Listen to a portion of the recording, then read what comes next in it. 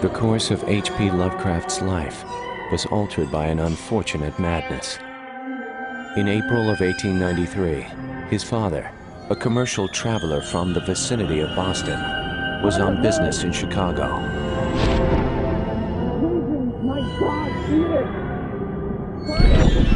It was there that Winfield Scott Lovecraft experienced the general paralysis of the insane. Winfield's violent hallucinations would soon place him in Butler Hospital. His troubled wife, Susan Phillips Lovecraft, was forced to return home to her family in Providence, Rhode Island. With Susie was her 2-year-old son, Howard Phillips Lovecraft. Today, the man readers of weird fiction know as H.P. Lovecraft is ranked alongside America's best writers. He defined the themes and obsessions of 20th century horror, and as we chug on into the 21st century, it doesn't seem to be going away. He let drop away all the trappings of what is called horror, and he moved into some narrative peculiar to himself. He invented his own genre, really. Lovecraft tells you about the scale of man in the cosmos. So he is really the most articulate about saying there is an indifference from the ancient gods to man. Lovecraft takes that and ups the ante to the cosmos. If you can think of a kind of supernatural horror fiction, it's almost certain that at some point in his career, Lovecraft applied himself to it. And when he got it right, as he often did, nobody could beat it.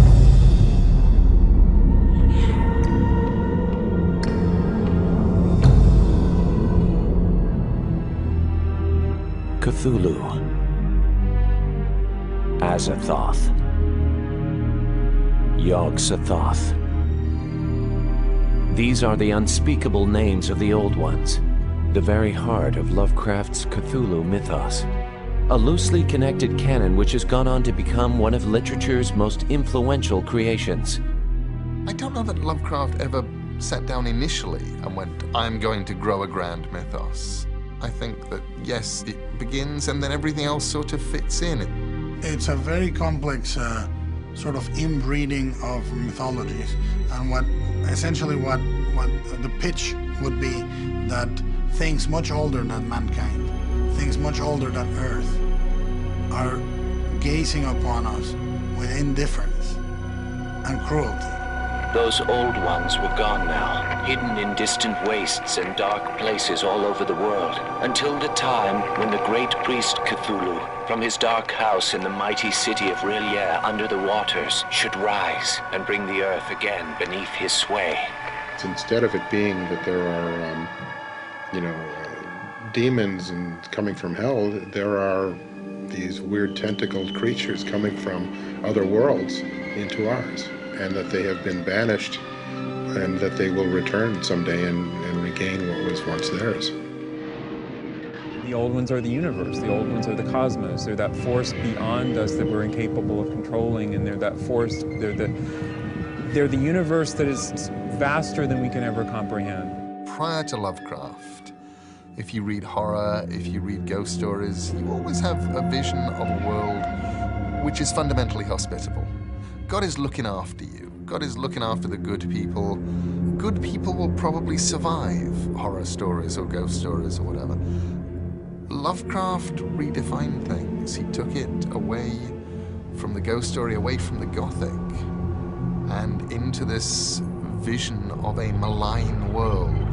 This place surrounded by evil, mad, horrible, monstrous things, always trying to get in, who frankly don't really care about us. But what led an old-world xenophobic gentleman to write these tales of unknown abominations and cosmic gods? Where bay and tranquil river blend, and leafy hillsides rise, the spires of Providence ascend against the ancient skies, and in the narrow, winding ways, the climb o'er slope and crest, the magic of forgotten days may still be found to rest.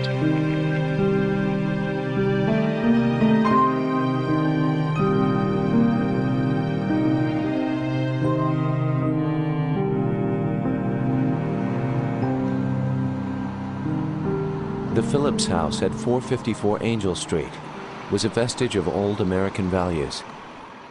Lovecraft's family was very well-to-do, and I believe they considered themselves to be of the Providence aristocracy. The Phillips line goes back very far in Providence history, all the way as early as the late 17th century. The Lovecraft side originates in England. He could trace that all the way back to about the 15th century. There were Lovecrafts or Lovecrafts in Devon.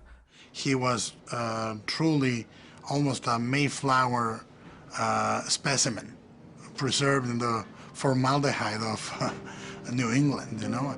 He was an Anglophile. He was a guy that definitely did not get laid much, you know, and a guy that was an alien amongst us, in the sense that he was not a very masculine child.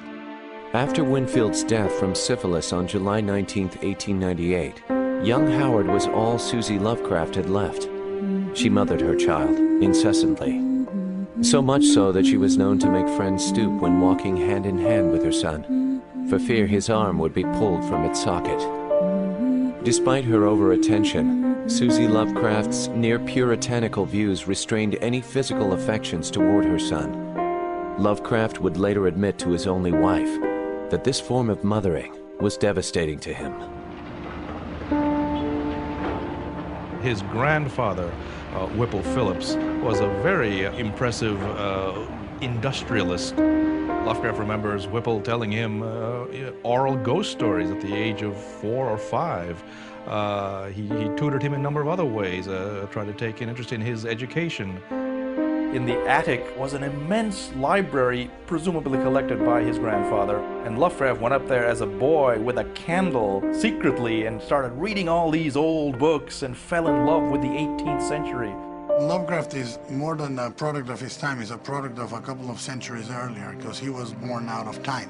One of the important things for the 18th century was the code of a gentleman. To live as a gentleman with dignity and honesty and integrity. He read the literature of the 18th and early 19th centuries and said, I want to be like those people. I want to be like Alexander Pope, who wrote poetry just for the love of it.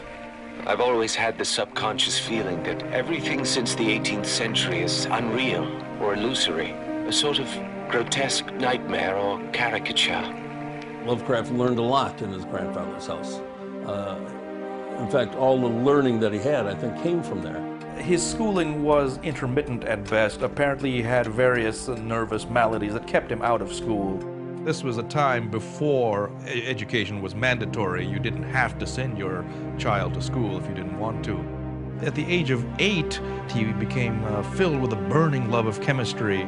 Shortly thereafter, he discovered astronomy, which I think was an even more important influence. He says it was through astronomy that he gained a sense of the boundlessness of the universe and the insignificance of humanity within the cosmos. There's a phrase that generally I only encounter it when reading or talking with people like paleontologists or geologists. The concept of deep time, which is pretty alien to most people. You know, most people tend to think of history in terms of years. Deep time is that time before the comprehension of man. The geological time is a way of thinking about it, where you're working on a time scale where you talk about things like mountains are pushed up and erode, continents shift, species evolve and become extinct. But it's not really something you can process. Humanity was limited to Earth, which made humanity itself small and threatened and fragile. So, because he was a threatened and fragile being himself, he populated that emptiness with monsters.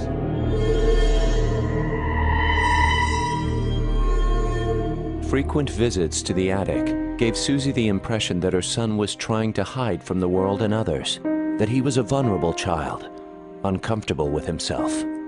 The relationship of Susie Lovecraft with her son was problematical at best. Clearly she loved him, but I think because of what had happened to her husband, Lovecraft's father, who had died of syphilis, I think she developed some weird love-hate relationship with Lovecraft, called him hideous. He said to a neighbor that he had a hideous face, and that's why he wouldn't go outdoors much. Susie repeated these opinions enough times that her son actually grew to believe them. Insecurity mixed with classical tendencies segregated young Lovecraft from others his age. But this solitary childhood only kindled his imagination. I used to be tormented constantly with a peculiar type of recurrent nightmare in which a monstrous race of entities, called by me night gods, used to snatch me up by the stomach and carry me off through infinite leagues of black air over the towers of dead and horrible cities, with vast aggregations of night black masonry, embodying monstrous perversions of geometrical laws. Feeding his taste for the macabre was the recent discovery of tales by Edgar Allan Poe.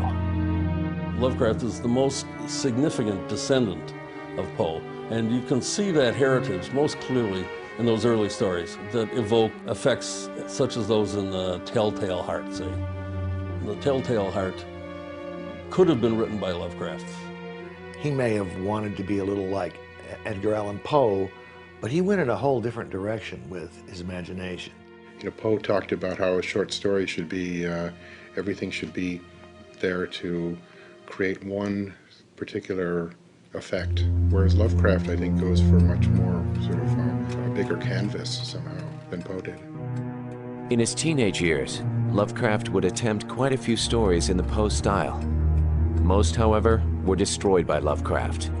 I think too many writers are too hard on themselves, but it has to be said that, you know, Lovecraft epitomizes this trend. And actually, I think if there's one positive thing to be brought out from that, other than he was a great writer, I think, you know, any writer who feels down about their own work should read Lovecraft's comments about his own work. He almost never has a good thing to say about his own work.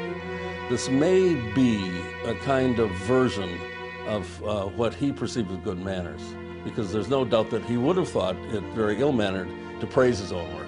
I think that Lovecraft was full of insecurities at that time. He really didn't know what to pursue in terms of a career. Maybe he didn't feel he needed a career, at least in terms of the money, because he felt that money would always be there, but shortly thereafter he discovered the money wasn't going to be there. In 1904, Whipple Phillips was already suffering from poor investments in a failed dam project. The stress of it all no doubt contributed to his death on March 28th. The house on Angel Street was sold. The library that schooled Lovecraft for 12 years went with it. He loved that place. There he knew the only real security he ever had. Even though it was only 3 blocks away, the new home Susie had picked for her son was an unknown country. Though high school would offer some enjoyment, Lovecraft was vexed by the subjects that escaped him. Lovecraft says he had a full-scale nervous breakdown. We don't really know what that means. I personally believe that it was a result of his discovery that his lack of knowledge or lack of proficiency in mathematics prevented him from pursuing a career as an astronomer. In the summer of 1908, he simply left school and never returned. Lovecraft's reclusion would last from 1908 until 1917. Judging from his letters, this breakdown had all the earmarks of a deep depression.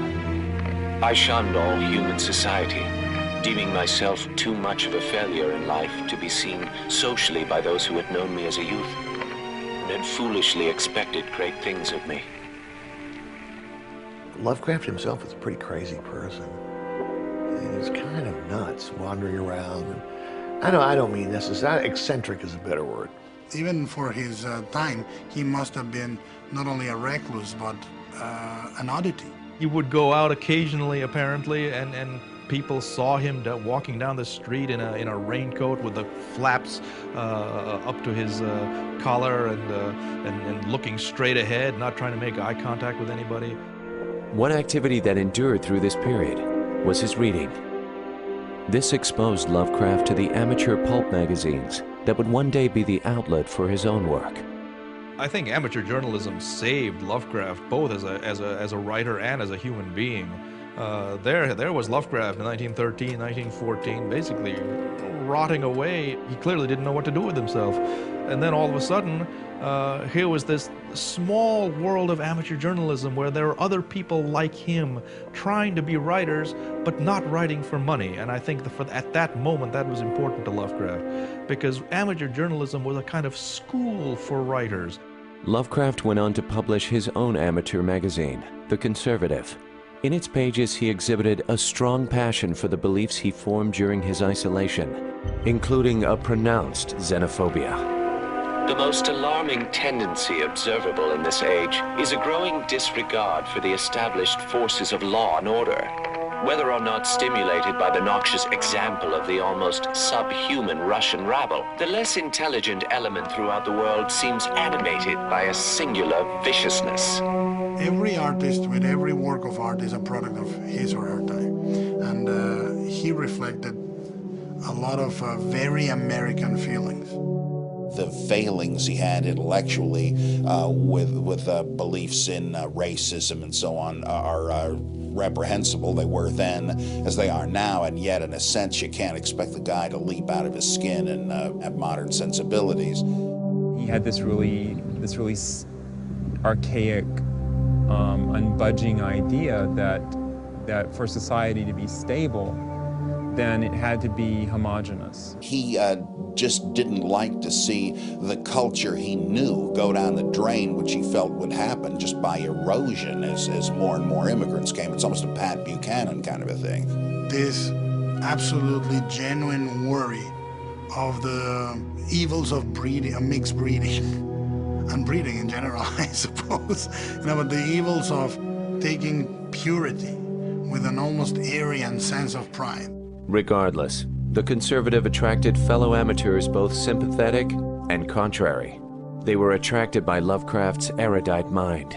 And as a result, Lovecraft developed very close ties to a number of these amateur journalists. And these became lifelong friends of his, and they exchanged many, many letters even after they had left the amateur journalism movement. And he kind of found his home in a magazine like that, and other fan magazines that he wrote for. And he found a lot of like-minded souls out there would read his stuff and really love them. And he developed followers. I mean, it's almost like a cult in himself. He wrote so many letters at such white heat and such intensity and at such length that it's easy to suppose that he sacrificed stories to his correspondence. I believe he had something like over 120,000 letters written, and these letters aren't short pieces, too. I mean, they're copious, pages and pages of details and notes or suggestions on how to improve their own writing. As his web of correspondence grew, it also allowed Lovecraft to test early stories on respected readers. In 1919, an amateur journal called The Vagrant took notice. Dagon was the first of Lovecraft's stories to be printed. A captured sailor escapes German sea raiders, only to come aground on a stretch of sea bottom forced up by a volcanic upheaval. The region was putrid with the carcasses of decaying fish and of other less describable things, which I saw protruding from the nasty mud of the unending plain.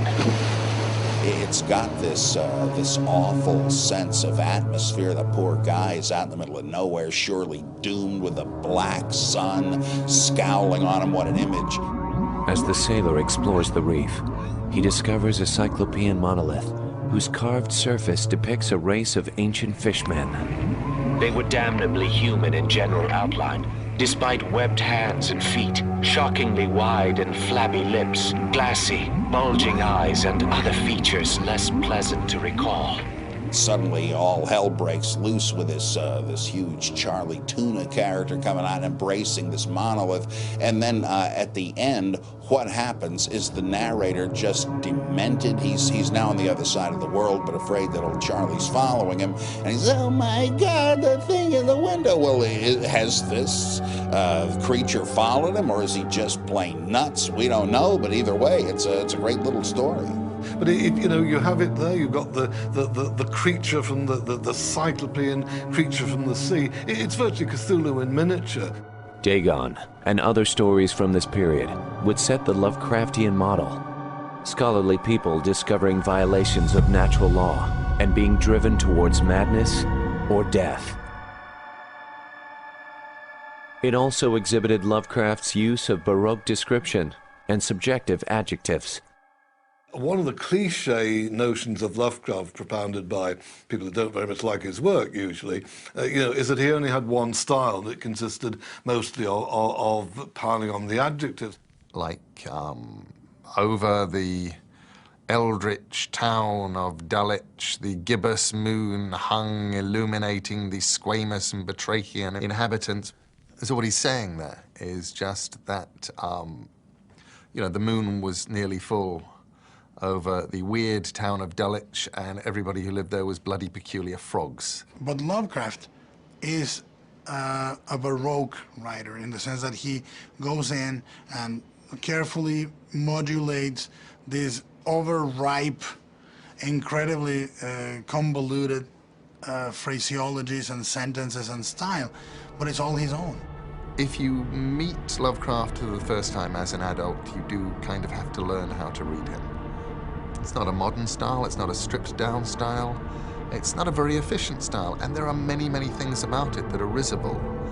He will pick a few words and overuse them appallingly. Eldritch, gibbous. But a lot of his stories are all mood. Nothing happens. Especially nothing happens to the narrator. They're just people who start terrified and they end up terrified. And there are other things you can make fun of him for. The tendency to write in the first person and to keep writing. The ultimate parodic Lovecraftian phrase is somebody going mad while writing and something's coming up. I can hear them now coming up these steps. Their hellish tentacles are squirming at the door. Ayah, Shub-Niggurath, the beast with 1,000 young, fatang, fatang, and you're done. ... You disappear in a burst of ellipses and italics. It's a style that is incredibly anal retentive. And you know this guy went over it and over it and over it until he made the combination that to his taste, which may be gaudy to some, it was in perfect balance. One thing that influenced this purple style was Lovecraft's current fascination with the writing of Lord Dunsany. Dunsany wrote these magical little tales of dreamlands and gods, and he has this amazing prose style influenced by the King James Bible and apparently nothing else. Lovecraft was very taken by Dunsany's creation of a mythical pantheon of gods. And Lovecraft eventually admitted that that's how he came to write the stories of the Cthulhu mythos. He took those Dunsanian gods, which are set in a fantasy world, and put them into the real world, and that's how he came up with his own cosmic mythology. Though Lovecraft was now a published author, pursuing payment for what was only to be a personal pleasure was far from his idea of a gentleman, an existence that enjoyed being rather than doing. His fellow amateurs urged Lovecraft to go against his anti-commercialism and hire out his skills as a ghostwriter.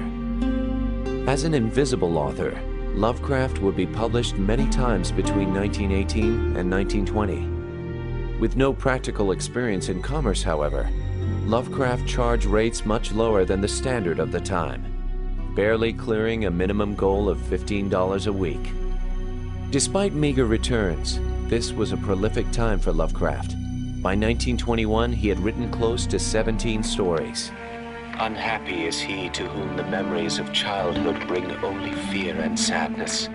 Wretched is he who looks back upon lone hours in vast and dismal chambers, with brown hangings and maddening rows of antique books. The glory of The Outsider is that it is the story of the thing beyond our ken, briefly coming into the firelight, into that circle, and then fleeing back into the darkness. A lone narrator emerges from his crumbling castle after a long seclusion. He comes onto the surface of the earth to find people fleeing in terror from a monstrous thing the narrator can plainly see before him. I love the twist ending, so to speak. And that you're reading the story and the very last line in the story scares you. I was proud of this guy as he escaped from these catacombs. And the moment that the real people saw him and screamed and he saw his reflection. And in horror stretches out his hand and touches a mirror. Boom, that's the end of the story. Oh my gosh, he is a ghoul, he's a creature from the darkness, now we must go off with him. And I went back and reread it just to see how he'd done that. At his best, Lovecraft is as much as an existentialist as Albert Camus would be. I know always that I am an outsider, a stranger in this century, and among those who are still men. This is as strong a statement about how I felt in my teenage years as anything. He's writing what may very possibly be disguised autobiography. It certainly does seem to be about somebody who had an unhappy childhood and who felt he was physically repulsive. But did he feel that because of that he was an object of horror, that everybody shunned him? Certainly, in terms of his physical appearance, he was sort of embarrassed about a number of things. He felt he had these ingrown facial hairs, and that he felt that was a disfiguring factor. So in a way, he's kind of using himself as a jumping-off point, but I think he would come off much more as the weirdo that Colin Wilson makes him if he really were like these characters in the stories, and ultimately I don't think he was. When Lovecraft emerged from his own isolation, the consensus of Providence was that the house on Angel Street was one to be avoided, and that Lovecraft and his mother were eccentrics. Though this view could be argued in the case of Lovecraft, Susie was indeed cause for concern. Her home life was one of hypertension, where Susie was known to cause major dramas over the slightest thing. On March 13, 1919, around the same time her son was emerging as a writer, Susie Lovecraft had been admitted to the same institution that claimed her husband years before. Susie Lovecraft passed away on May 24, 1921, not from nerves, but from a botched gallbladder operation. Susie's death was hard on Lovecraft, both emotionally and financially. She left her son a meager estate, which was already meager when she inherited it from her father. That inheritance, plus an equally paltry income from ghostwriting, barely met Lovecraft's expenses. He made little enough money himself and used to survive by eating hideous cans of beans. But I have to wonder about Lovecraft and whether or not he would have taken any old job just to be able to make money, and I don't think he would. He had a certain set of standards, and again, he had a level of pride that, he was a gentleman, he's an author, and he's not going to just take any old job. Lovecraft moved in with his aunts, Lillian Clark and Annie Gamwell. But aunts were no substitute for a mother. His fiction writing waned. Relief came from one of Lovecraft's fellow journalists. Herbert West Re-Animator actually is a very funny story, and Lovecraft intended it, I think, to be funny. It was commissioned for a humor magazine, for which Lovecraft received all of $5 per installment. Keep in mind, it was a humor magazine called Home Brew, founded and edited by one of his amateur friends, George Julian Houtain.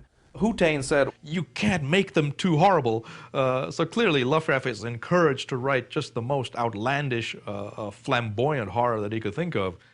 Lovecraft chafed under the restrictions of episodic writing. Still, the series debuted in January of 1922 under the banner Gruesome Tales, later to be titled Herbert West, Re-Animator. Of Herbert West, who was my friend in college and in afterlife, I can speak only with extreme terror, holding with Haeckel that all life is a chemical and physical process, and that the so-called soul is a myth. My friend believed that artificial reanimation of the dead can depend only on the condition of the tissues. I love the sense of atmosphere on the Herbert West stories, the sense of place that evidently were not in the movies, but that the sense of history, it gives you a sense of place and context that is extremely strong. Now, a lot of people feel that the influence of Frankenstein is heavy on that story. I disagree, because remember, what Victor Frankenstein was doing was creating an artificial man from different parts of human bodies. What Herbert West is trying to do is reanimate an entire living body after it has theoretically died. A very different conception, I think. West's adventures in reviving corpses was not among Lovecraft's favorite work, nor his most profitable. Nevertheless, it was a small milestone in his career as a professional writer. During this time, Lovecraft also developed two fascinations incongruent with a xenophobic personality: travel and a woman. Lovecraft had been lured away from Providence for a gathering of amateur journalists in Boston. The prospect of intellectual discourse with his compatriots was too rich to refuse. Rare trips soon became a habit, even if Lovecraft preferred to stay within the Northeast, where familiar traditions prevailed. On one such visit in 1921, H.P. Lovecraft met Sonia Haft-Green of New York. Born on March 16, 1883, Sonia was far more experienced in the ways of the world, having been married once before.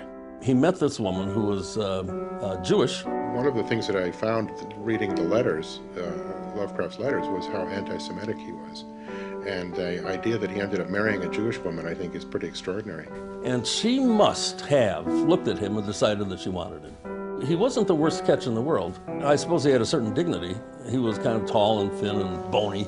She was just the opposite of him. She was very outgoing and very social, and she sounded like she was fun. And, she was the one who, as I understand it, introduced him to sex. It was a shared passion for the literary, however, that attracted them most. During one of many moonlit walks together, Lovecraft and Sonia encountered a weird grunting noise in the night. It was an obvious inspiration for one of his stories, but Lovecraft encouraged Sonia to write it instead. This encouragement earned Lovecraft a kiss, his first since childhood, and that a rare sign of physical affection from his mother. Sonia's story became The Horror at Martin's Beach and was published in 1923. By that time, she had convinced Lovecraft to test the waters of New York City with a prolonged visit. She knew that Lovecraft had to be taken out of Providence, that if he was going to really have a life, that he had to go out into the world, and she knew how talented he was, and she felt that if he went to New York, that where the magazines were actually published, and could meet some people, then he could become a success. But in a growing metropolis teeming with immigrants, an acute xenophobic like Lovecraft would soon experience problems. For the moment, though, Lovecraft had every reason to be hopeful. Sonia had entered his life, and in March 1923, Weird Tales magazine was born. As much as science fiction and fantasy might be marginalized today, it was certainly a lot more marginalized in the 1920s and 30s. Weird Tales was very influential as it happened. It was the best of all the pulp magazines devoted to weird fiction, to horror stories and a certain kind of sci-fi. Tales of the fantastic had been increasing in popularity. Publisher J.C. Henneberger saw potential in dedicating an entire journal to the genre. There was a market there, as low-paying as the market might have been, as marginalized as the magazine might have been. Even though it's being printed on toilet paper, it doesn't matter. There is a market there, and there are readers, and there was a place for it to start. At the best, it was virtually a roll call of the great pulp fantasy writers, and much better than pulp implies. Many masters of imaginative fiction got their start in the pages of Weird Tales. H.P. Lovecraft was no different. Well, Lovecraft regarded Weird Tales as his single market, basically, the one magazine that he was, relatively proud to write for, even though it has to be said that he appreciated that the average Weird Tales story, perhaps below average Weird Tales story, was not that great. It took a great deal of convincing from Sonia and other friends, but Lovecraft finally relented and sent in a selection of stories. Weird Tales bought all 5 submissions. Thus began a lifelong relationship. On March 3, 1924, Lovecraft embarked on another relationship. After an aggressive campaign from Sonia, Lovecraft finally asked for her hand in marriage. The bride was nearly 41. The groom was 33. His aunts were outraged by this. You know, they thought that the girl that he married was completely beneath him. At huge risk to his sense of security, Lovecraft would leave Providence to live with his new wife in New York. For a virgin recluse of Puritan moral standards, marriage promised to be an interesting experience. Sometimes I feel like she just must have been something just short of a saint. Because what she married was a guy who refused to work, really, except on his stories. This is the one area in which I think Lovecraft really failed as a human being. And I think she acknowledged in her own memoir at some point that she felt like she could change him. She couldn't change him. Between 1922 and 1924, Lovecraft's narrative output was on another upswing. This included the creation of 3 recurring elements of Lovecraft's gestating mythology: Miskatonic University, the Dark Town of Arkham, and literature's most dreaded grimoire, written by an alter ego from Lovecraft's childhood, one inspired by his reading of the Arabian Nights, the Mad Abdul al-Hazaret. The Necronomicon has become this strange sort of combination of urban legend and bad joke. First of all, it existed in the mind of Lovecraft, and then other people used it. It was one of the easiest things, the Necronomicon of the Mad Arab al-Hazred. Yes, this is the book of all of the forbidden things.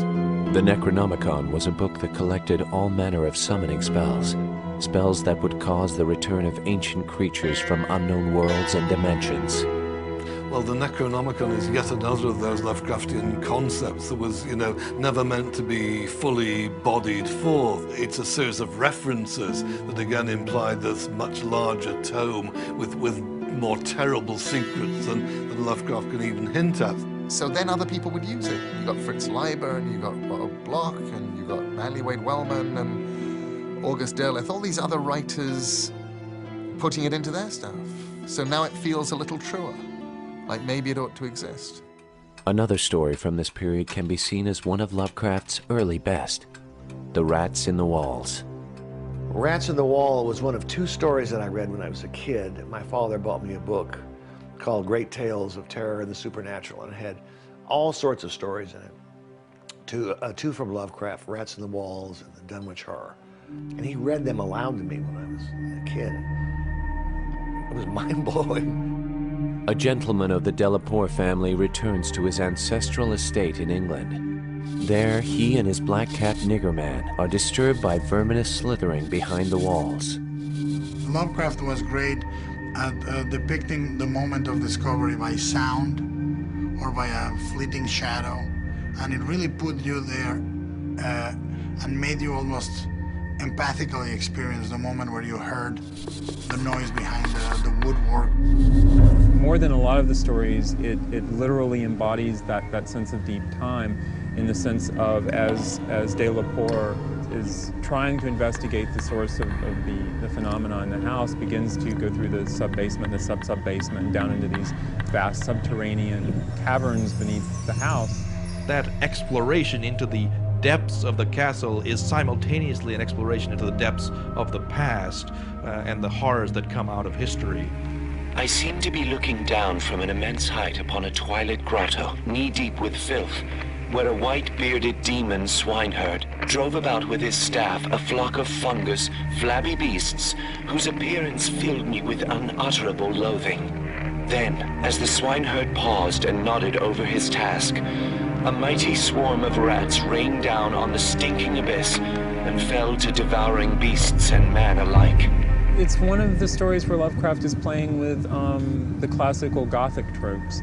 You have the family with the hidden things. You have all of these sort of early 18th century Gothic elements to the story. All of this strange stuff about the Exham Priory and this lost world under the cliff there, and these squealing white flabby beasts, and the people, the characters of the stories being descended from different lines, the bad guys that bred these things, and the things having evolved. Oh, what a brilliant work. It's really creepy stuff. It gets under your skin. I think it's kind of obvious. If you tear down the walls of any kind of civilized person, behind there is something that's really abominable lurks. Rats was snatched up by Weird Tales in 1924. The first year and a half of Lovecraft's marriage was like a tonic. It was grand. It was a new adventure for him. He also made lots of friends there, too. Frank Long, for example, being one of his best friends. Work, however, and Lovecraft's drive to find it was limited. I think, A, he didn't want a job, and B, he knew that any employment he could find in the city of New York or elsewhere would be really bruising for him. The longer Lovecraft stayed in New York, the worse his xenophobia became, almost as a retaliation against the immigrant outsiders flourishing around him. The unraveling of the rug, so to speak, happened, because of financial reasons. Sonia lost her hat shop and eventually had to look for work in Cleveland. A job offer was greeted with enthusiasm by Sonia and loathing from Lovecraft. That was too far from Providence. Brooklyn was unbearable, but at least it was just a train ride away. By the end of 1924, Sonia had no choice but to leave for the Midwest, alone. Sonia would be back and forth to support her husband, but her influence over Lovecraft's mood was waning. His ridicule of the melting pot that was New York City reached manic, even racist levels. I certainly hope to see promiscuous immigration permanently curtailed soon. Heaven knows, enough harm has already been done by the admission of limitless hordes of the ignorant, superstitious, and biologically inferior scum of Southern Europe and Western Asia.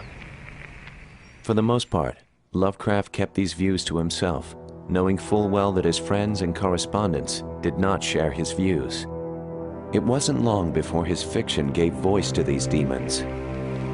Red Hook is a maze of hybrid squalor near the ancient waterfront opposite Governor's Island. From this tangle of material and spiritual putrescence, the blasphemies of 100 dialects assail the sky. Policemen despair of order or reform and seek rather to erect barriers protecting the outside world from the contagion. I don't think you can ever correlate what people think or believe with what they write, or at least I don't think you can do it on the one-to-one basis so beloved of literary scholars, academics, and amateur psychologists. For modern standards, there is plenty of racism in Mark Twain. There's plenty of racism in Edgar Rice Burroughs. There's plenty of sexism in Edgar Rice Burroughs. You could fault those works for belonging to that time, but I believe that it's actually a fossil record of what a gentleman of New England would think at the time.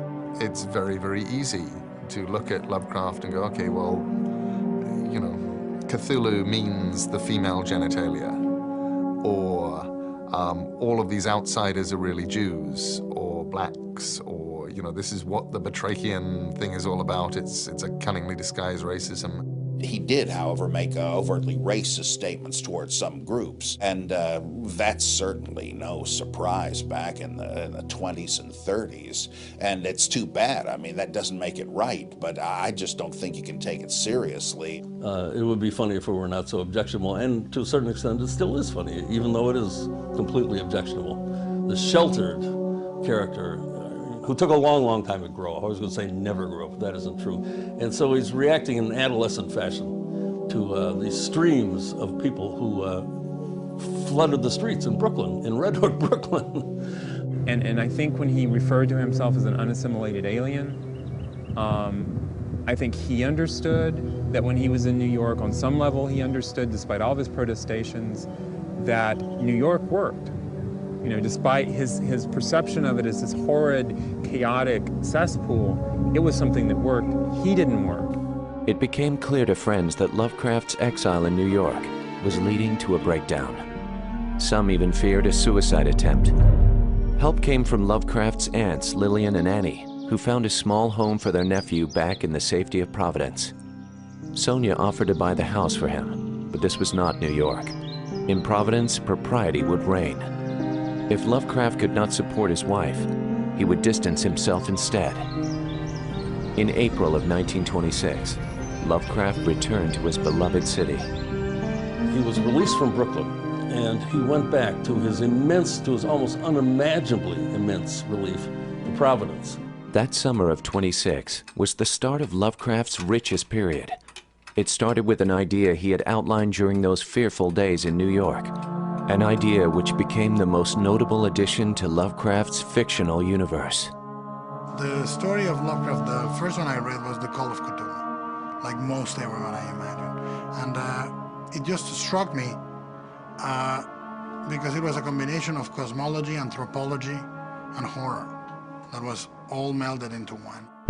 George Gamble Angel, Professor Emeritus of Semitic Languages at Brown University, is mysteriously murdered on the streets of Providence. Sometime earlier, Angel had come into possession of a troubling clay sculpture. It represented a monster of vaguely anthropoid outline, but with an octopus-like head whose face was a mass of feelers, a scaly, rubbery-looking body, prodigious claws on hind and forefeet, and long, narrow wings behind. The description of the monster is probably better seen on paper than it would be visualized. That's the thing about Lovecraft. All his creatures are really interesting when you read them because your imagination starts to work on it. And you keep it amorphous and disgusting. With the seafood variety that H.P. Lovecraft describes, I mean, he must have had something about fish. Really bothered him, you know? Squid and octopus and stuff like that. Angel's investigations of the graven image are taken up by his grandnephew. I mean, here's this guy whose eccentric uncle died. He's looking through all these papers, as I did when Lynn Carter died. I mean, it's kind of a chore, but you never know what kind of goodies you're going to find, and he sees all these crazy things. What the heck was he into? When you read it, it's sort of an incredibly clumsy story. It's here's a lump of this, and here's some newspaper reports, and here's it's sort of part journalism, and it's almost anecdotal. It doesn't really have a plot. It's assembled in fragments in a very interesting way, almost a modernist way. And what that technique does is to suggest an aura of mystery in itself. And before long, he's into it, and before long, he's expecting the secret agents of Cthulhu to come get him. And why is he even writing this thing since he doesn't want anybody else to know about it? It's about that recurring thing in Lovecraft, that fear of science or just human knowledge going where it doesn't need necessarily to go, of accidentally uncovering things that either, well, there's not much point in us knowing them, or knowing them could lead to our destruction. The nephew endeavors to connect reports of vivid dreams across the world, dark practices in the bayous of New Orleans, and the discovery of a corpse city by a band of innocent sailors.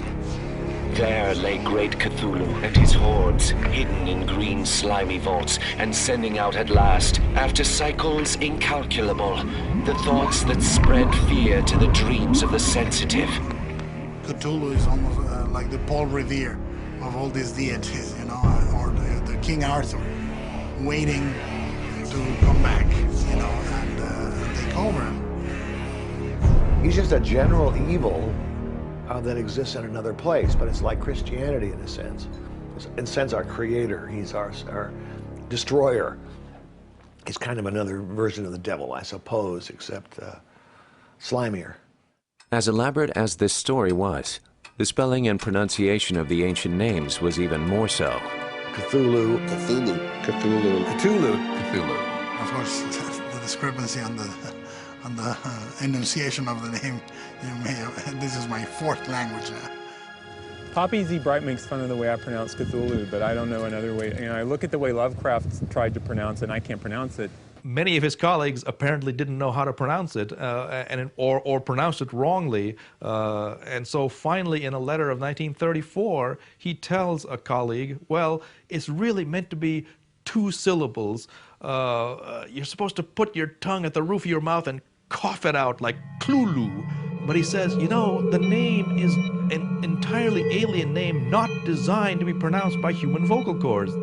the word is only a symbol for something that is entirely beyond the ability for humans to make the sound. So there is no incorrect way to pronounce it because there's no correct way to pronounce it. Despite Lovecraft's efforts to weave a rich narrative, the Call of Cthulhu was initially rejected by Weird Tales. This was common practice of the anthology's editor, Farnsworth Wright, especially when presented with a story as original as Lovecraft's creation. One of Lovecraft's tricks, of course, was to take the rejected story, sit on it for a little while, send it back to Wright saying, well, I've made the changes you asked for, having not done a single thing with it. And more often than not, apparently, Wright would fall for this trick. The Call of Cthulhu was eventually printed in February 1928's issue of Weird Tales. Lovecraft's fee for such a seminal work of fiction? $165. As Lovecraft's writing began to blossom, so did the man. I vastly regret the absence of traditional accomplishments, fencing, horsemanship, military service, caused by my early ill health and lack of appreciation of the quality of well-roundedness. Lovecraft began to entertain his friends once more, including them on long walks through Providence and other New England excursions. Lovecraft was even beginning to evolve a form of tolerance toward the outsiders around him, especially the many cultures now living in Providence. In February of 1927, it was time for his writing to expand as well. Charles Dexter Ward is the novel in which he applies all his sense of structure to that long work, and the effect is tremendous. The beginning of Ward's madness is a matter of dispute among alienists. Dr. Lyman, the eminent Boston authority, places it in 1919 or 1920. This is certainly borne by Ward's altered habits, especially by his continuing search for a certain grave dug in 1771, the grave of an ancestor named Joseph Curwen. Joseph Curwen was an obscure individual who fled from Salem to Providence around 1761. Now, the first odd thing about Joseph Curwen was that he did not seem to grow much older than he had been on his arrival. At length, when over 50 years had passed since the stranger's advent, and without producing more than 5 years' apparent change in his face and physique, the people began to whisper more darkly. Alchemy and the black arts proved to be Curwen's secret. I think one of the flaws of that story, and it may be only a flaw to me, is that it uses a kind of pseudoscience that is actually a little bit beneath Lovecraft's acumen. It explains mysterious and horrifying events by reference to certain essential salts. And by the like method from the essential salts of humane dust, a philosopher may, without criminal necromancy, call up the shape of any dead ancestor. And that's a little third-rate. It's like bad science fiction. A band of raiders confront the doomed man and his unhallowed wizardry.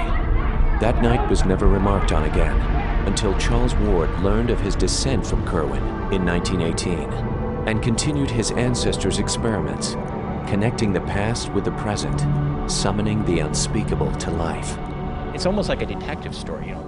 Dr. Willett is really discovering what would happen to Charles Dexter Ward, you know, discovering about Curwen and the unfortunate accidents from the efforts to basically bring demons down from the stars. And when they didn't have all the pieces, when they didn't have all the remains, you know, terrible awfulness would be brung up, and they'd had to be put somewhere. Of course, I wasn't quite sure why they just didn't destroy them, but maybe it was for sport, who knows. It's one of those cases where his detractors say, well, he's writing about unspeakable horrors and simply telling us that they're unspeakable. In fact, if that's all you get out of the moment where Dr. Willett looks down the well and sees something, that Lovecraft actually certainly finds a metaphor for it. There's tremendously more there than just the unspeakable. There's the cosmic in bodily form. Though completed, the lengthy tale of Charles Dexter Ward was never typed or submitted.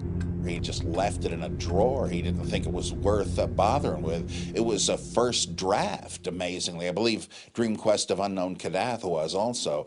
How he didn't see the merit in this stuff is just amazing. I don't think he was built to write longer narratives. he went as far as he could that way, and he did press the envelope.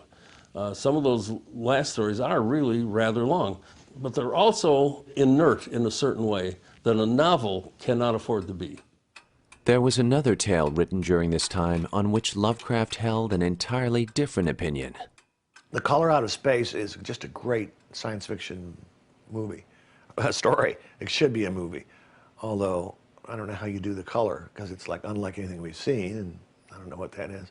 There is a type of story where you go to the minimal setting, a household in a farm or in a far field, and you unleash upon them a cosmic melody, a cosmic curse. It all began in 1882 with a meteorite. And by night, all Arkham had heard of the great rock that fell out of the sky and bedded itself in the ground beside the well at the Nahum Gardner place. They had uncovered what seemed to be the side of a large colored globule embedded in the substance. The color, which resembled some of the bands in the meteor's strange spectrum, was almost impossible to describe, and it was only by analogy that they called it color at all. In The Color Out of Space, it is, as the story has it, just a color out of space. It's literally indescribable in prose terms. It's something that's almost impossible to even detect. It's something that's so incredibly insidious that there's no escaping from it, except by geographically removing yourself as far as you can from the place. By the next harvest, flora and fauna are found deformed, and the Gardner family is infected with an unexplained madness.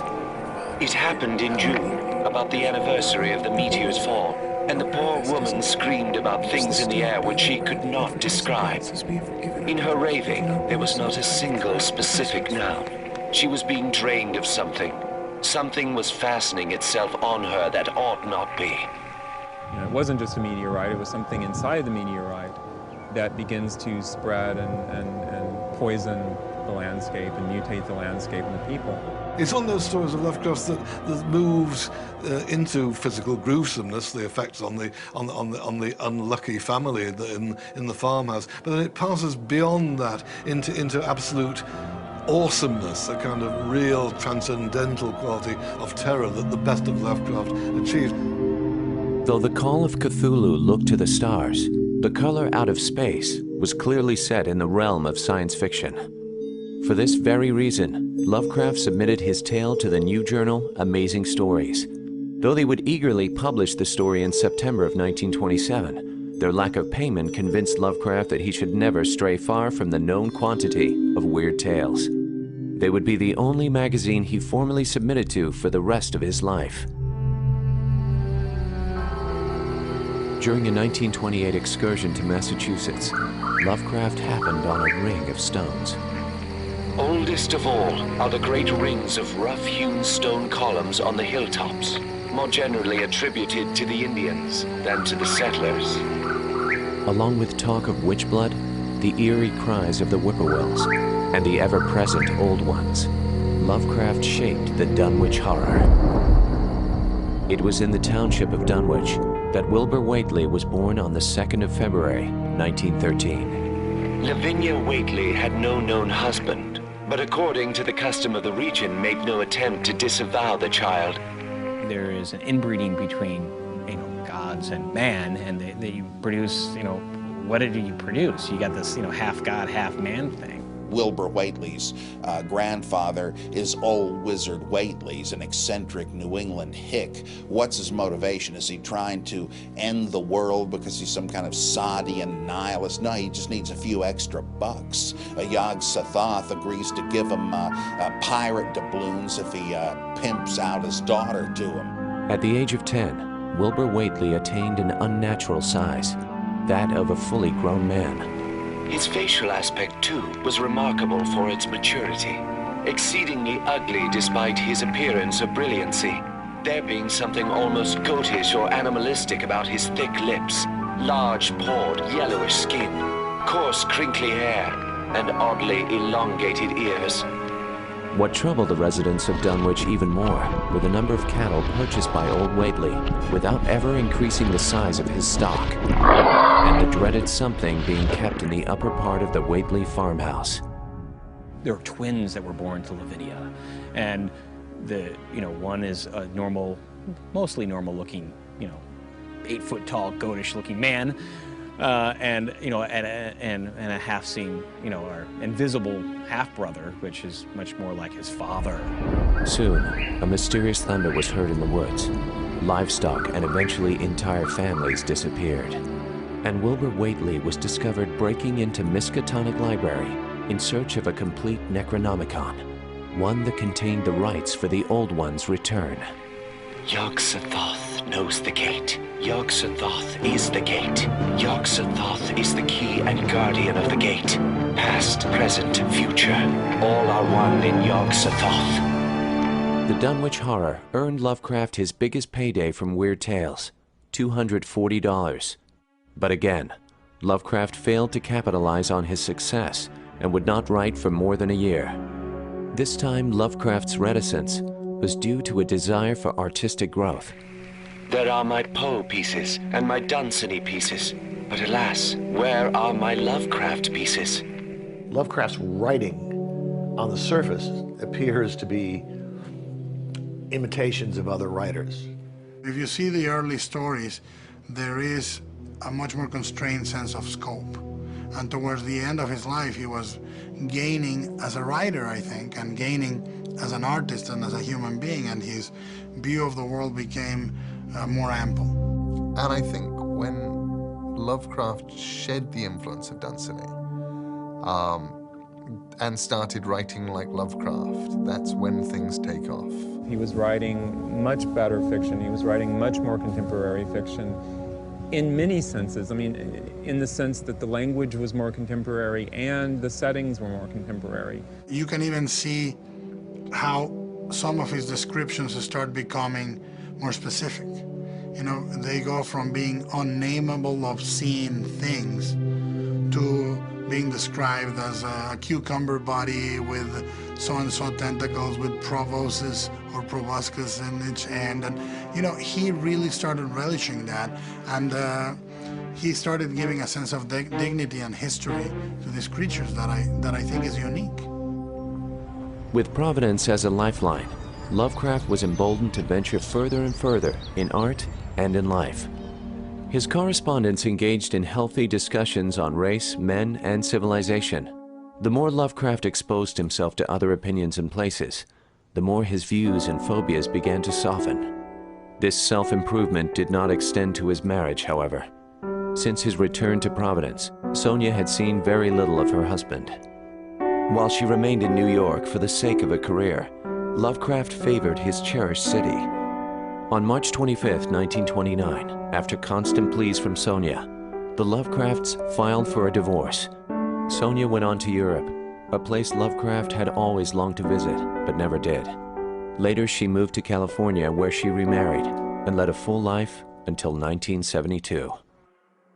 In 1930, Lovecraft had begun work on a new tale. By the time it was published in August of 1931, the changes in Lovecraft could be glimpsed on the page. Well, we need to celebrate the Whisperer in Darkness because, of course, the astronomers have now taken the planetary status away from Pluto, which is to say, Yuggoth, black Yuggoth on the rim. And in fact, the Whisperer in Darkness was Lovecraft's reaction to the discovery of a new planet. After a rash of unprecedented floods in Vermont, misshapen cadavers wash up along the riverbanks. They were pinkish things, about 5 feet long, with crustaceous bodies bearing vast pairs of dorsal fins or membranous wings, and several sets of articulated limbs. Albert N. Wilmarth of Miskatonic University begins to investigate the origins of these alien things. The blasphemies that appeared on the Earth came from the dark planet Yuggoth. But this was itself merely the populous outpost of a frightful interstellar race whose ultimate source must lie far outside even the Einsteinian space-time continuum. It's actually one of Lovecraft's most restrained stories. There are very few of those runs of adjectives. Most of it is done as a series of letters, something I imagine he probably learned just to some extent from the novel Dracula, which he greatly admired. Through the first-hand contact of his colleague, Henry Akeley, Wilmarth learns of the dark intentions behind the buzzing creatures. What Akeley deems a deadly danger, however, turns out to be something else entirely. In the last stage of Lovecraft's career, when he began to write the best stories, in spite of their being what I called inert earlier, you can see him taking a different angle of vision on the monsters at the heart of what is known as the mythos. The Whisperer in Darkness is probably the first story in which one begins to see this shift in attitude. They're still frightening, and when their voices are recorded on tape, they are intensely scary beings. But they may not be completely inimical to the human race.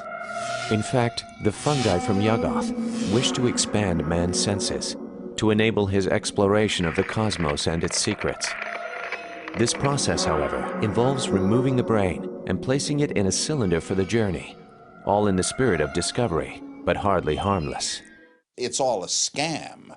It's like people today that say, "Oh, there's no problem with Islamofascism." Yeah, we're the problem. These people are merely misunderstood. Nah, you're wrong, and you better hope you don't pay with your life for this stupidity. And Wilmarth's getting sucked into this thing, and it isn't even Akeley anymore. His brain's in a can somewhere, and he's being led off the path by the buzzing lobsters and all that. So you're being set up if you think that's the case. Still, the Whisperer in Darkness could be seen as a sign of tolerance to come. During the last years of his life, Lovecraft's travels continued to expand his first-hand knowledge of the changing world around him. He was making up for lost time. But this long-deferred semi-introduction to the world did not take as thoroughly as it might have done had I been chronologically younger. Lovecraft's funds could not keep up with his thirst for growth. Ghostwriting continued, but its anonymity was becoming unattractive all the more. So in early 1931, Lovecraft began work on another original story, a tale of ancient Antarctic horror. It is altogether against my will that I tell my reasons for opposing this contemplated invasion of the Antarctic, with its vast fossil hunt and its wholesale boring and melting of the ancient ice cap, to deter the exploring world in general from any rash and overambitious program in the region of those mountains of madness. Some of the descriptive passages in At the Mountains of Madness seem to me to rank with the great geographical fantasies of literature. Actually, I think it's a painterly quality in that novel that you perhaps don't find so much in his other work. It is one of those places where all of the different influences come together. The idea of you're trekking across the ice, it's quite horrible, it's Antarctica, and it is science fiction. It's about an incursion by aliens. In the foothills of these towering cliffs, an expedition discovers the fossil remains of a pre-Cambrian race. Found monstrous, barrel-shaped fossil of wholly unknown nature. In furrows between ridges are curious growths, combs or wings that fold up and spread out like fans. Arrangement reminds one of certain monsters of primal myth, especially fabled elder things in Necronomicon, supposed to have created all Earth life as jest or mistake. One of the most horrific ideas was that the things that the scientists were studying started almost dissecting them. That is a revelation of intelligence and curiosity. The sense of curiosity these things had, leaving little trails around the equipment and so forth. That was what was so scary to me. Something terribly odd and horrifying chased these men out, and something that was supposed to be a fossil record is after them. After the mysterious and utter annihilation of an advance team, the survivors of the unfortunate expedition discover a Cyclopean city hidden among the peaks. There, they learn the tragic history of the star-headed Elder Things, their shaping of life on Earth, surviving war with other races of cosmic infinity, and falling prey to their slave race of Shoggoths, protoplasmic masses capable of molding their tissues into all sorts of forms. in the 60s there was the idea that aliens had come here and had kind of created the human race. But that idea really was old compared to what Lovecraft had dreamed up, which was the idea of these battling alien forces, on Earth, and that man ended up somehow inheriting this thing almost by default because these two major presences had sort of wiped each other out. The old ones in Mountains of Madness are scientists. They were artists. They were architects. Yes, they are tentacled cucumbers with wings, but they are sentient, intelligent beings. And that sense of intelligence makes the evil at work in Lovecraft's stories much more intense. At the Mountains of Madness also displayed two new reactions to the fictional unknowns: fellowship and empathy. It's a real imaginative achievement for him to have seen these threatening beings in a warmer light. Eventually, he kind of fell in love with them. He'd been in love with them all along, actually. The old ones, they may have been crinoid, pickle-shaped barrels with wings and starfishes for heads and a bad sense of humor, but they were men. But why is that? Because now they got the rebellious slaves the Shoggoths to worry about. So has Lovecraft seen a different group as the same as him because all people are equal, or he sympathizes with them as slave owners who are now on the run from an even weirder race? So I don't know what that means, really. Not so bad. There's the elitists like I am against the uppity bad guys. I think there is a huge Lovecraftian influence and a huge At the Mountains of Madness influence on the first Ridley Scott Alien. The idea of a ship that essentially lands on a planet, and they find a derelict city-sized ship, dead denizens in it, and something that is very much alive and waiting, and then takes over the humans. That's essentially, you could say, very much At the Mountains of Madness. It has influenced the story that The Thing was based on, which was a direct ripoff of At the Mountains of Madness. So I think its repercussions are very cinematic. This was the crowning jewel of the Cthulhu mythos. It clearly came as a crushing blow when Farnsworth Wright, editor of Weird Tales, rejected it.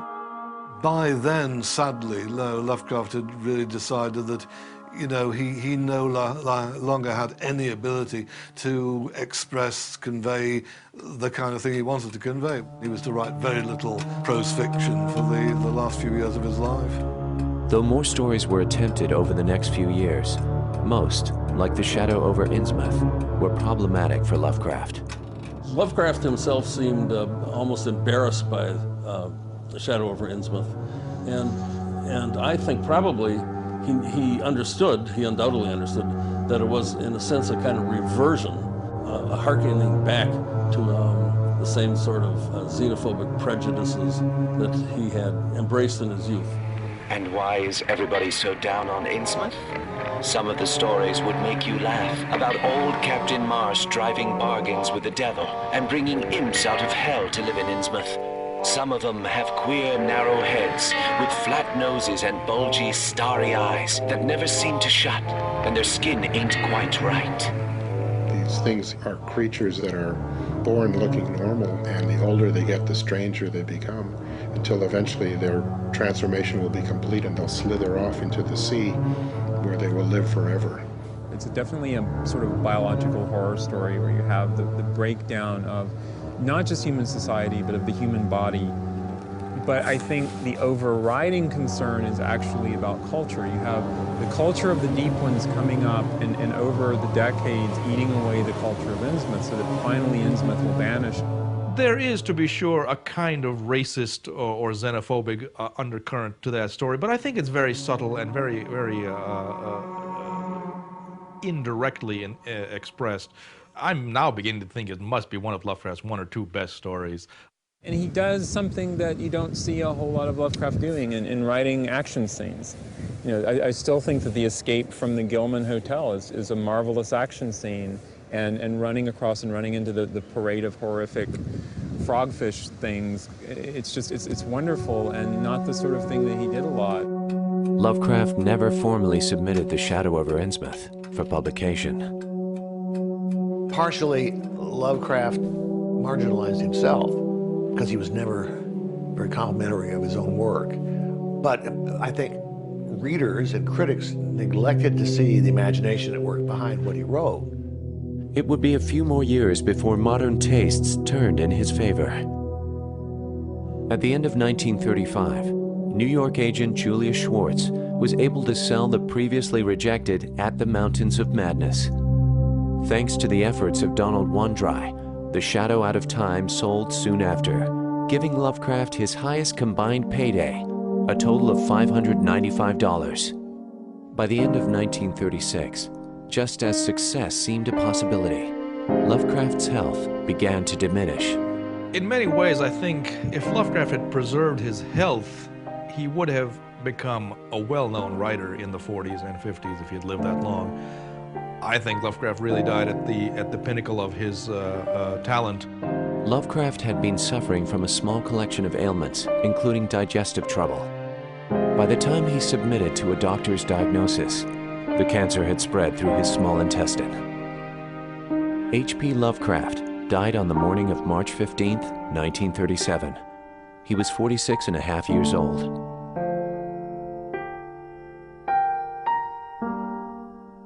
Although he knew himself celebrated in a small circle, he never broke through to the public in any sense at all. And therefore, when he died, he would have been justified in thinking himself as a failure or as a very, very obscure writer. If it weren't for Lovecraft's disciples, he would have been forgotten. That it was people like Derleth and Robert Bloch and so forth that kept Lovecraft alive, and they went out and actually got his books published. In 1939, August Derleth and Donald Wandrei, two of Lovecraft's most earnest supporters, achieved what no one had been able to do in Lovecraft's lifetime. They founded Arkham House and released a collection of stories entitled The Outsider and Others by H.P. Lovecraft. Well, Arkham House came into being virtually out of Lovecraft's death. I mean, almost immediately on the news of Lovecraft's death reaching August Derleth. It existed initially to publish Lovecraft and then continued with an astonishing record as a small press. Following on from which they decided to do more Lovecraft and then indeed to do more of the other great writers from Weird Tales, Clark Ashton Smith, for instance, and indeed Wandrei himself. You know, Arkham House books became, for the most part, incredibly valuable incredibly quickly. They were sought after by book collectors. Not because they were rare, but because they were good. For certainly a decade or more, there was no publisher other than Arkham House specializing in mainly supernatural horror, a very small smattering of science fiction. It was a cheap, disposable literature. And Arkham House was one of the very first places to actually say some of this stuff needs to come out respectably. Since the success of Arkham House, many writers have continued to expand the Cthulhu mythos. In fact, this was a practice Lovecraft encouraged when he was alive. As part of the Lovecraft game is, you know, it's like you get it and you want to add to it and pass it on. And it's been part of the Lovecraft game from the very beginning. The Fritz Leibers, the Bob Blochs, all of these people, and August Derleth, they took a little of this, took the story, added to it, passed it on. And so then we started doing it. The problem when I was a teenager was, you know, I read Lovecraft and I thought, this is how you do it. But unfortunately, what I meant by this to myself was, you know, this is how you imitate it. And worse still, although I've never been more than 20 miles away from Liverpool in England, I set these stories in Massachusetts, you know, in Arkham and places like that, Kingsport. And it was painfully obvious that I'd never been very far from Liverpool, particularly when the rustics opened their mouths. If you read a story like The Mist, King's novella, that's pure Lovecraft. It's about these tentacle things breaking through from some other dimension and terrorizing a grocery store in guess where, Maine. That's pure Lovecraft, I'm sure. I did a story called Shoggoth's Old Peculiar, in which I have two Lovecraftian beasties complaining about Lovecraft as a writer. But the truth is that we only parody things that have life. There is no point in parodying something dead. There is no point in parodying something in which one has no interest. There's no point in parodying or making fun of something that doesn't matter. And almost 100 years after his death, Lovecraft still matters. And it is a passion that continues to this day, even in the face of criticism. Well, there's always going to be a kind of snobbery about supernatural horror fiction, I think. You know, I mean, the writer needs to be dead for maybe 100 years before he's fully taken seriously. Every creator that dwells in the genre must assume his work will not be appreciated as if he was doing straight stuff. It's been ghettoized. It's really not the proper occupation of a serious writer. Well, look what happened with Stephen King with that award a few years ago. People immediately started putting him down because he wasn't writing serious stuff. It's very easy for us now to forget, in a world in which, you know, as a fantasy, horror, science fiction, whatever the hell I am, author, my books are going to come out in hardback just like anybody else's, and they're going to be on those shelves just like anybody else's. That didn't used to be the case. But I think probably at the moment that we saw Lovecraft in the Penguin Modern Classics, I think there's no question whatsoever that he's fully established and about time too. He has been translated into something like 25 languages around the world, from Czech to Polish to Japanese, Korean. There's a Bengali edition.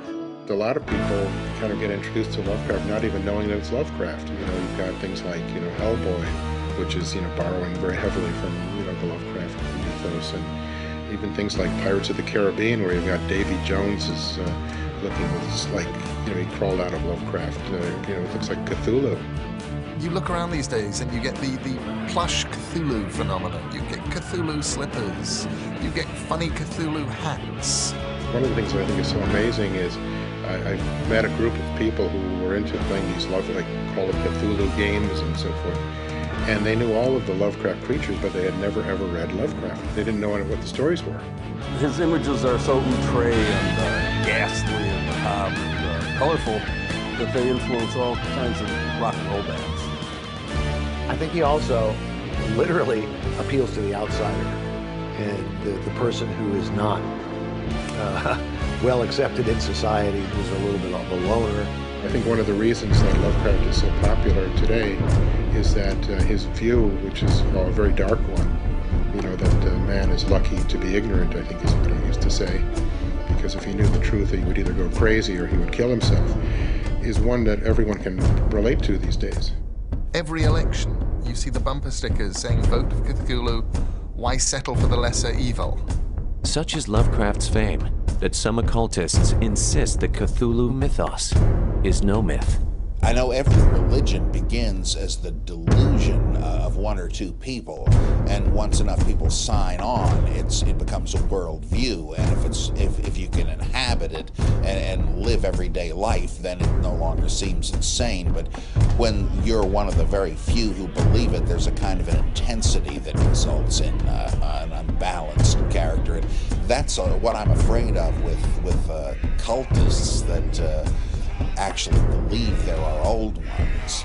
I think that every time somebody comes out with a world as fully fleshed as Lovecraft creates, you are bound to find people that will start speaking Klingon or dressing like a hobbit to go to the supermarket, or believe that they can actually channel in a couple of old ones into their living room. You know, and I believe that some people have actually even died trying to invoke some of the ancient gods. I knew people that handled Star Wars this way. They were so absorbed in it. One of them wished it were true, you could tell, and another believed that it was all true in a parallel world. And, you know, you're beginning to go off the deep end. So, you know, I would definitely not advise to put too much money or effort into invoking that Shoggoth into the kitchen, but It's up to you. The oldest and strongest emotion of mankind is fear, and the oldest and strongest kind of fear is fear of the unknown. We live in a world in which, even if you don't know who Cthulhu is, even if you've never read any Lovecraft, you can kind of get the jokes. And while certainly there have been far too many people, not least me, imitating him too closely, he also has had a profound influence on people as diverse as Fritz Leiber, as Poppy Z. Bright, Caitlin Kiernan, Ted Klein, you name it. For me, what is the brilliance of Lovecraft, what's so important about Lovecraft is is simply his imagination. It's incredible to think that this guy who was this recluse living in this little house in Providence, Rhode Island, ends up spawning essentially modern day Lowell. It's the duality of Lovecraft. It's the fact that people can take the ideas almost as the basis of a religion. People can take the ideas from a serious academic point of view or from a writing point of view, and then you can...